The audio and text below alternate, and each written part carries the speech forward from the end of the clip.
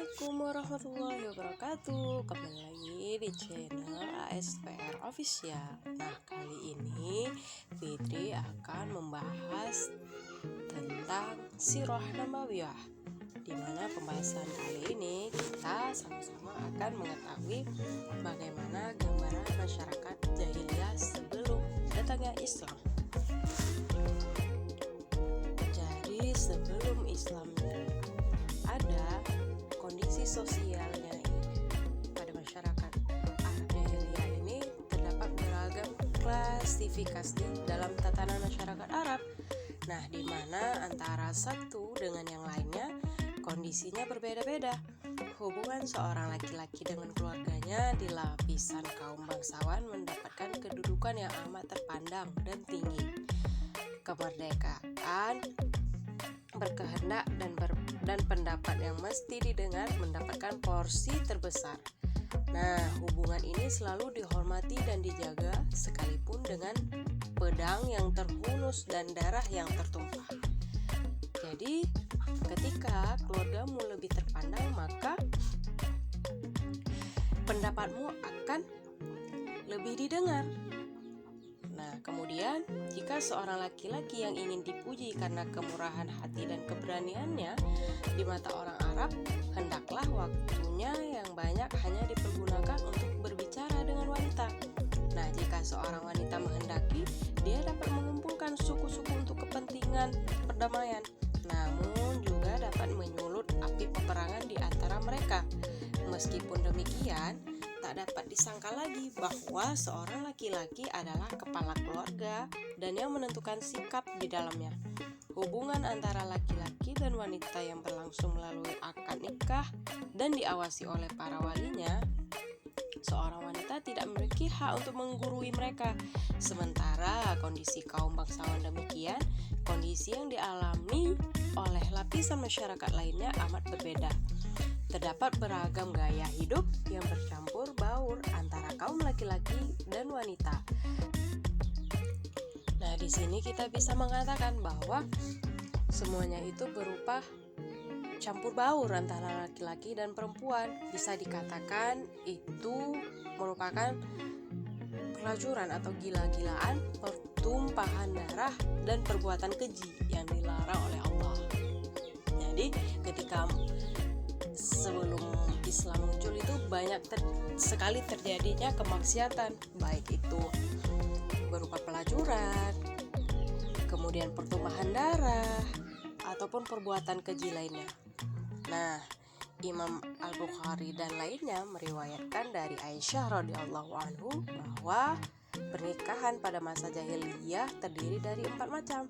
Yang pertama, pernikahan seperti pernikahan orang sekarang, yaitu seorang laki-laki mendatangi laki-laki yang lain dan melamar wanita yang dibawa perwaliannya atau anak perempuannya. Kemudian dia menentukan maharnya dan menikahkannya. Yang kedua, yaitu seorang laki-laki berkata kepada istrinya ketika ia sudah suci dari haidnya, pergilah kepada si fulan dan bersegamalah dengannya. Kemudian setelah itu istrinya ini ia tinggalkan dan tidak ia sentuh selamanya hingga tampak tanda kehamilannya dari laki-laki tersebut. Dan bila tampak tanda kehamilannya, bila si suaminya masih berselera kepadanya, maka dia akan menggaulinya. Hal tersebut dilakukan hanyalah lantaran ingin mendapatkan anak yang pintar. Nah, pernikahan semacam ini dinamakan dengan nikah istibda. Kemudian pernikahan yang ketiga yaitu sekelompok orang dalam jumlah yang kurang dari 10 berkumpul, kemudian mendatangi seorang wanita dan masing-masing menggaulinya. Jika wanita ini hamil dan melahirkan, kemudian setelah berlalu beberapa malam dari melahirkan, dia mengutus kepada mereka, yaitu sekelompok orang tadi, maka ketika itu tak seorang pun dari mereka yang dapat mengelak hingga semuanya berkumpul kembali dengannya. Lalu si wanita ini berkata kepada mereka, "Kalian telah mengetahui apa yang telah kalian lakukan, dan aku sekarang telah melahirkan. Dan dia ini adalah anakmu, wahai si fulan." Jadi perempuan ini mengumpulkan laki-laki yang 10 lebih dari 10 itu melihat bahwasanya dan mengatakan anak ini adalah anak si fulan. Nah, dia menyebutkan nama laki-laki yang dia senangi dari mereka, maka anaknya dinasabkan kepadanya. Seperti itu contoh pernikahan ketiga. Kemudian pernikahan yang keempat, yaitu banyak laki-laki mendatangi seorang wanita, sedangkan si wanita ini tidak menolak sedikit pun siapapun yang mendatanginya. Mereka ini adalah para pelacur. Nah, di pintu-pintu rumah mereka ditancapkan bendera yang menjadi simbol mereka, dan siapapun yang menghendaki mereka, maka dia bisa masuk.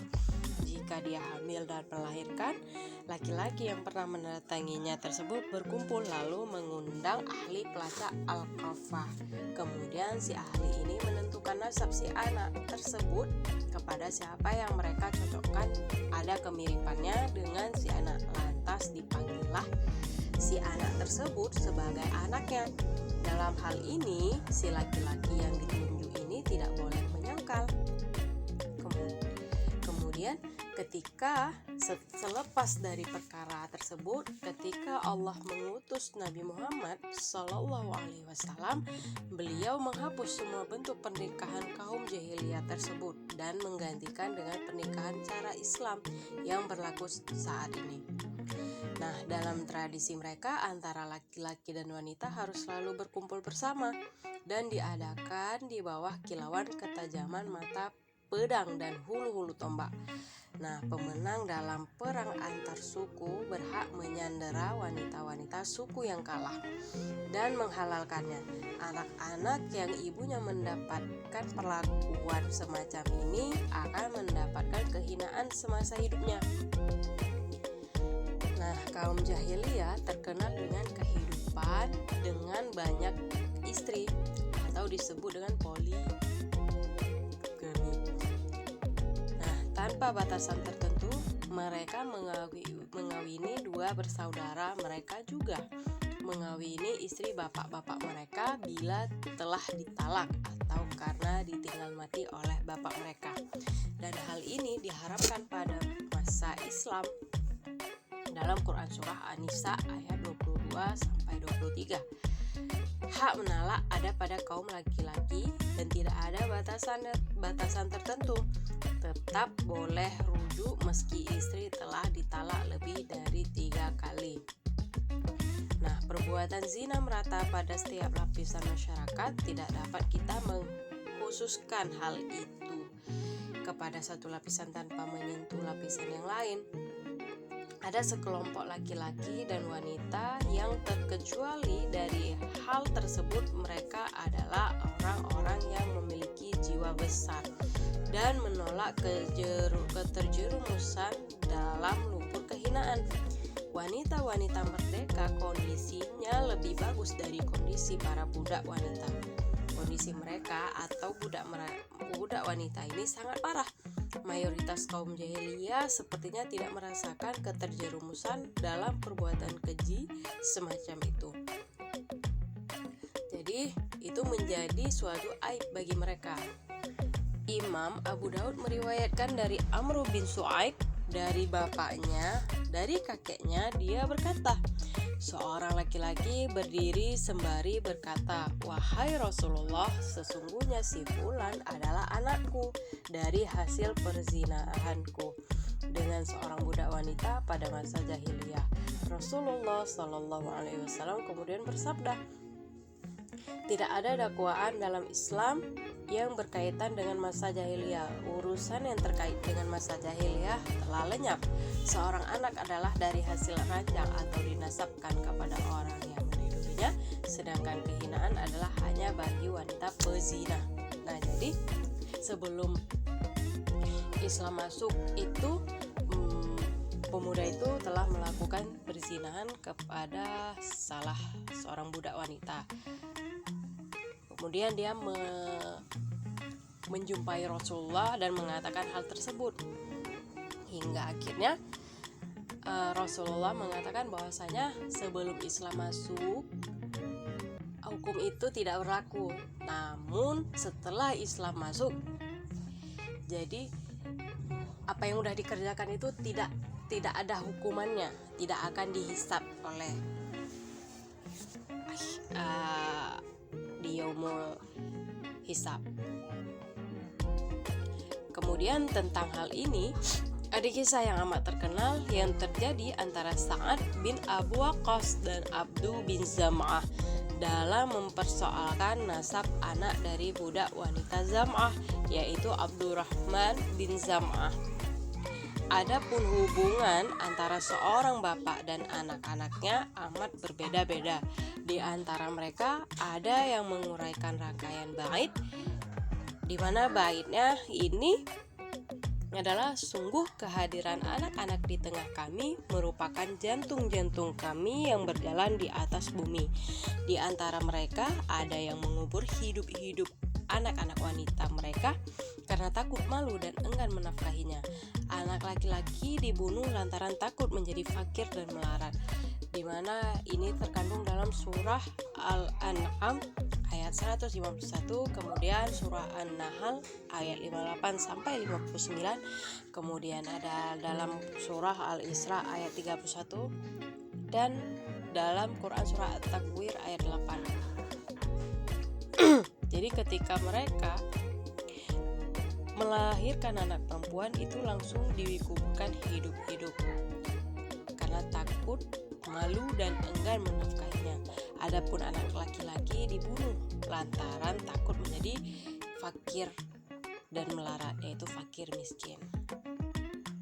Namun kita tidak bisa menganggap bahwa apa yang termaktub dalam ayat-ayat di atas telah mencerminkan moral yang berlaku umum di masyarakat.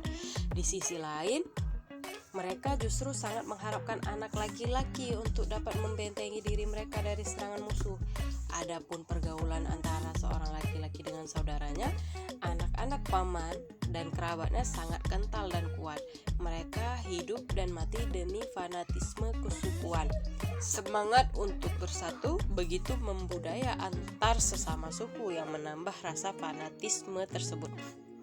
Bahkan prinsip yang dipakai dalam sistem sosial adalah fanatisme rasial dan hubungan tali rahim.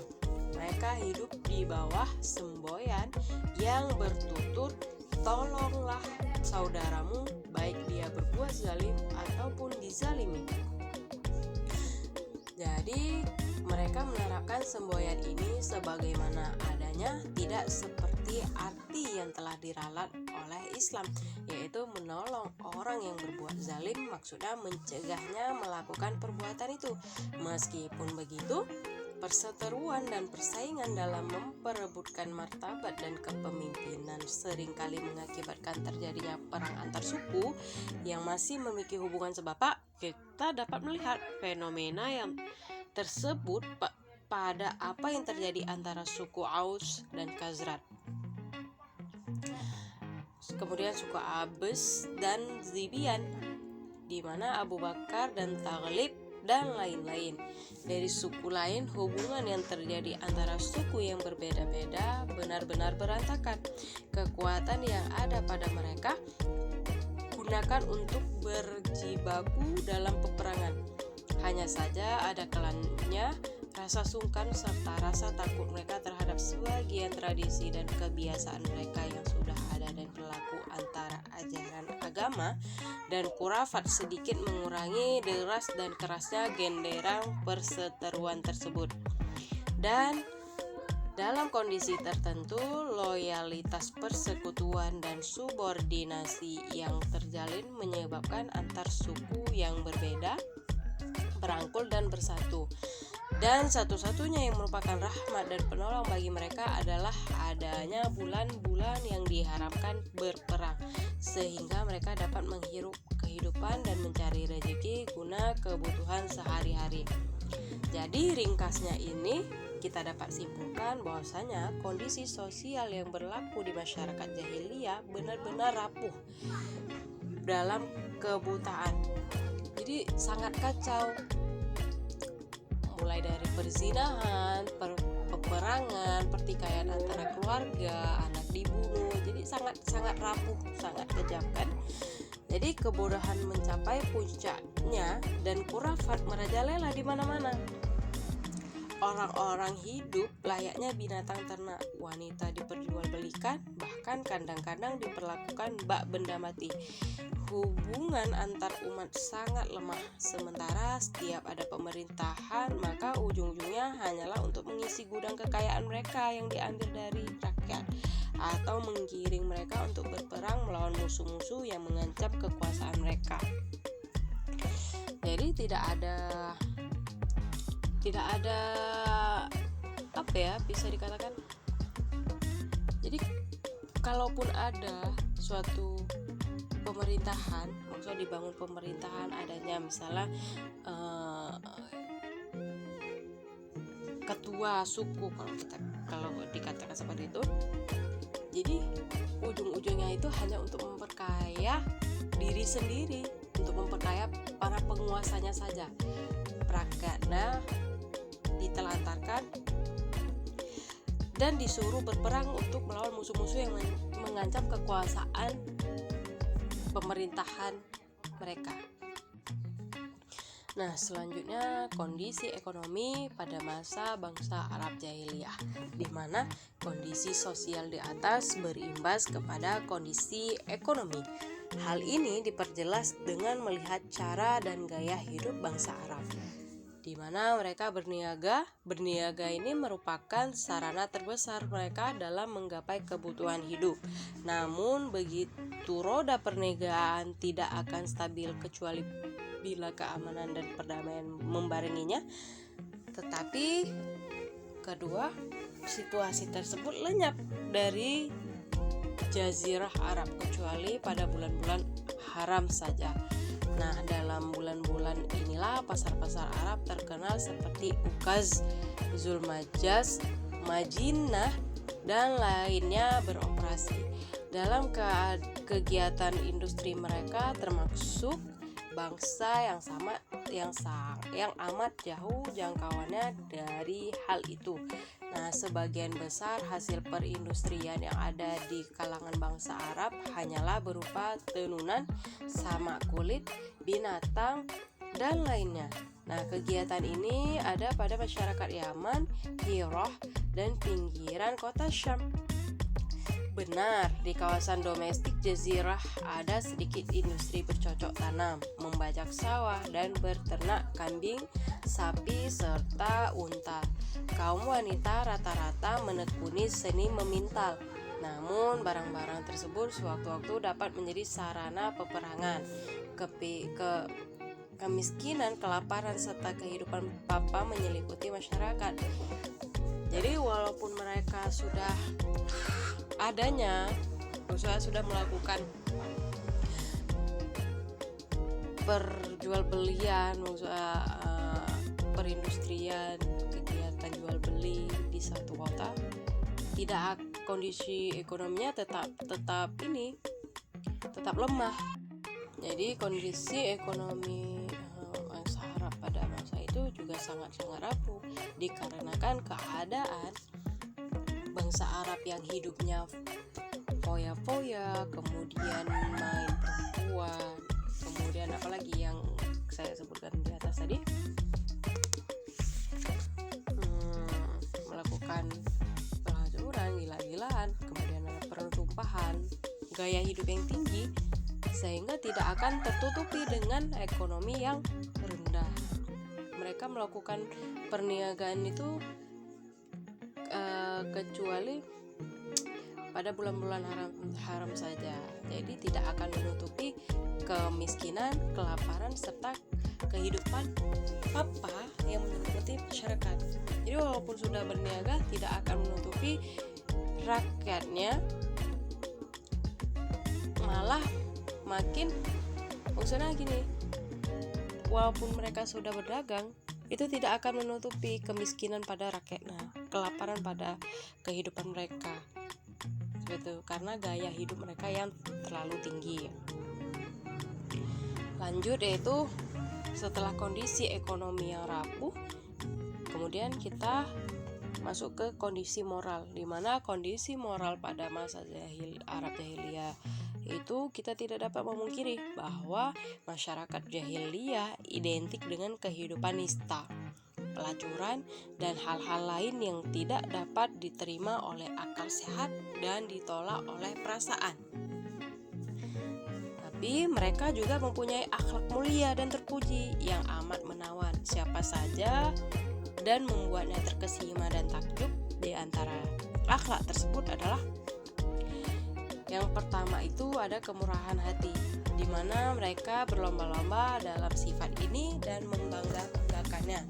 Setengah dari bait syair mereka penuh dengan ungkapan tentang sifat ini, antara pujian kepada diri sendiri dan kepada orang lain yang memiliki sifat yang sama.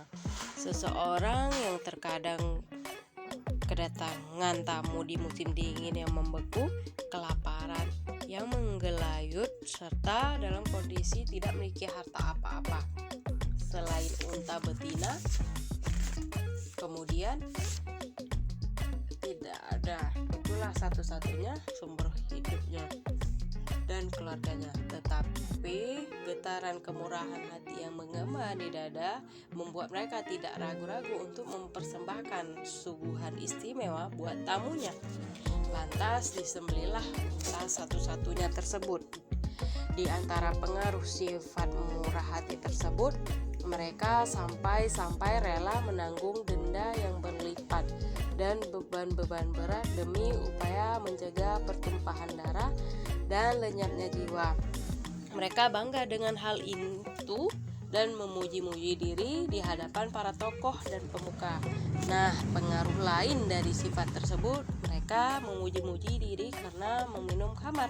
Hal ini sebenarnya bukanlah lantaran bangga dengan esensi minum-minum, tapi lantaran hal itu merupakan sarana menuju tertanamnya sifat murah hati tersebut, dan juga sarana yang memudahkan tumbuhnya jiwa yang boros. Dan lantaran itu pula mereka menamakan pohon anggur dengan al-karam, sedangkan arak yang terbuat dari anggur itu mereka menamakannya bintul karam. Jika kita membuka kembali buku-buku yang mengoleksi syair-syair jahiliyah, kita akan menemukan satu bab di mana temanya itu al-madih wa al-faqr, yang artinya puji-pujian dan kebanggaan diri. Nah, dalam hal ini antara bin Shaddad al-Absi mengurai bait-bait syairnya dalam mu'alaqahnya. Sungguh aku telah menegakkan arak di tempat mulia. Sesudah wanita-wanita penghibur ditelantarkan dengan cangkir dari kaca kuning di atas nampan nan terangkai bunga dalam genggaman tangan dingin, saat aku menenggak, sungguh aku habiskan seluruh hartaku. Namun kehormatanku masih sadarkan. Kalau aku tersadarkan, tak akan lengah menyongsong panggilan sebagaimana hal itu melekat pada sifat dan tabiatku. Nah, pengaruh lainnya dari sifat al-karam adalah mereka menyibukkan diri dalam bermain judi.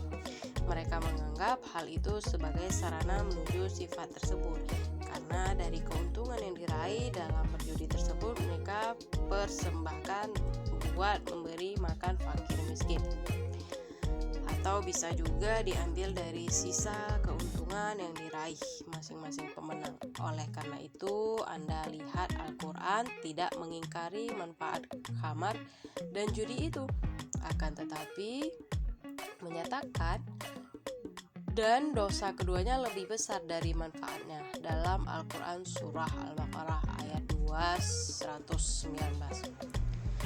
Nah, setelah sifat yang pertama itu kondisi moral, akhlak yang pertama itu kemurahan hati. Nah, akhlak yang kedua itu yaitu menepati janji, di mana janji dalam tradisi mereka adalah laksana agama yang harus dipegang teguh. Meskipun untuk mendapatkannya mereka menganggap enteng membunuh anak-anak mereka dan menghancurkan tempat tinggal mereka sendiri. Untuk mengetahui hal itu, cukup dengan membaca kisah Hani bin Mas'ud Asy-Syaibani, As-Samu'al bin Adiyah, dan Hajib bin Zurarah At-Tamimi. Kemudian Akhlak yang ketiga itu kebanggaan pada diri sendiri dan sifat pantang menerima pelecehan dan kezaliman. Implikasi dari sifat ini tumbuhnya pada diri mereka keberanian yang amat berlebihan, cemburu buta, dan cepat emosi meluap. Mereka adalah orang-orang yang tidak akan pernah mau mendengar ucapan yang mereka cium berbau penghinaan dan pelecehan. Dan apabila hal itu sampai terjadi, mereka tidak segan-segan menghunus pedang dan mengacungkan tombak dan mengobarkan peperangan yang panjang. Mereka juga tidak peduli bila nyawa mereka menjadi taruhannya demi mempertahankan sifat tersebut. Kemudian ada akhlak yang keempat, yaitu tekad yang tak pernah pudar. Nah, bila mereka sudah bertekad untuk melakukan sesuatu yang mereka anggap suatu kemuliaan dan kebanggaan, maka tak ada satupun yang dapat menurunkan tekad mereka tersebut. Bahkan mereka akan nekat menerjang bahaya demi hal tersebut. Kemudian ada akhlak selanjutnya, yaitu lemah lembut, tenang, dan waspada. Mereka menyanjung sifat-sifat semacam ini, hanya saja keberadaannya seakan terhalangi oleh amat berlebihannya sifat pemberani dan ketergesaan mereka dalam mengambil sikap untuk berperang. Kemudian akhlak yang selanjutnya yaitu gaya hidup lugu dan polos ala Badui. Mereka belum terkontaminasi oleh kotoran peradaban dan tipu dayanya implikasi dari gaya hidup semacam ini. Timbulnya sifat jujur, amanah, serta anti menipu dan mengibul. Kita melihat bahwa tertanamnya akhlak yang amat berharga ini di samping letak geografis Jazirah Arab di mata dunia adalah sebagai sebab utama terpilihnya mereka untuk mengemban risalah yang bersifat umum dan memimpin umat manusia dan masyarakat dunia. Sebab akhlak ini meskipun sebagiannya dapat membawa kepada kejahatan dan menimbulkan peristiwa yang tragis, namun sebenarnya ia adalah akhlak yang amat berharga dan akan menciptakan keuntungan bagi umat manusia secara umum setelah adanya sedikit koreksi dan perbaikan atasnya. Hal inilah yang dilakukan oleh Islam ketika datang. Tampaknya akhlak yang paling berharga dan amat bermanfaat menurut mereka setelah sifat menepati janji adalah sifat kebanggaan pada diri dan tekad pantang surut. Hal demikian karena tidak mungkin dapat mengikis kejahatan dan kerusakan yang ada serta menciptakan sistem yang penuh dengan keadilan dan kebaikan, kecuali dengan kekuatan yang memiliki daya gempur dan tekad yang membaja.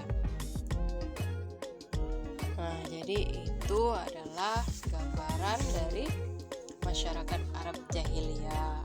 Semoga setelah ini kita dapat memahami kondisi Arab sebelum Islam datang ke Arab itu seperti apa, dan kita bisa belajar dari gambaran masyarakat Arab jahiliyah dahulu. Semoga kita tidak akan terjerumus kembali ke masa-masa seperti itu. Amin, amin ya rabbal alamin.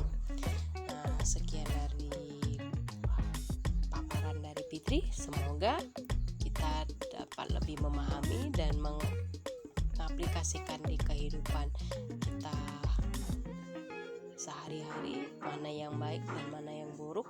Kita dapat membedakannya dan kita dapat lebih memiliki akhlak-akhlak yang baik. Lebih dan kurang Fitri mohon maaf. Sampai jumpa di video-video selanjutnya. Tetap stay tune di HSPR Official. Jangan lupa like, comment, share, and subscribe. Assalamualaikum warahmatullahi wabarakatuh.